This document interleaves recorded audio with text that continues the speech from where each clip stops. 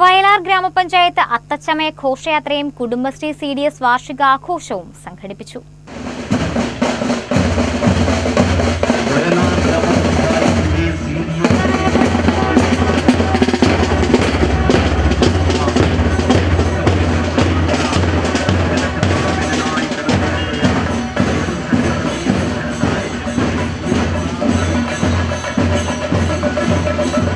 മുക്കണ്ണങ്കവലിയിൽ നിന്ന് ആരംഭിച്ച വർണ്ണാഭമായ അത്തച്ചമയ ഘോഷയാത്ര കാണികളിൽ വൻ ആവേശമാണ് സൃഷ്ടിച്ചത്.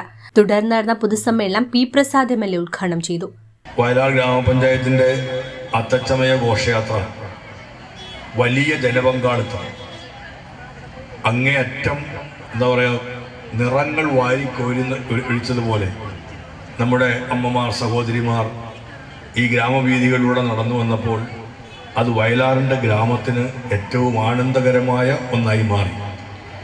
വയലാറിൻ്റെ ജനതയ്ക്ക് ഓണത്തിൻ്റെ വരവറിയിച്ചുകൊണ്ടുള്ള ഈ ഉജ്ജ്വലമായ ഘോഷയാത്ര സമ്മാനിച്ച എൻ്റെ പ്രിയപ്പെട്ട സഹോദരിമാരെ, അമ്മമാരെ ഹൃദയം നിറഞ്ഞ് അഭിനന്ദിച്ചുകൊണ്ട്, അഭിവാദ്യം ചെയ്തുകൊണ്ട് ഈ പരിപാടി ഔപചാരികമായി ഉദ്ഘാടനം ചെയ്തതായി അറിയിക്കട്ടെ. ഈ പരിപാടിയുടെ വിജയം മുഴുവൻ ഈ ഘോഷയാത്രയിൽ പങ്കെടുത്ത സഹോദരിമാരാണ്, അമ്മമാരാണ്. എത്ര നന്നായിട്ടാണ് അവർ ഇതിനായി ഒരുങ്ങി ഇറങ്ങിയത്.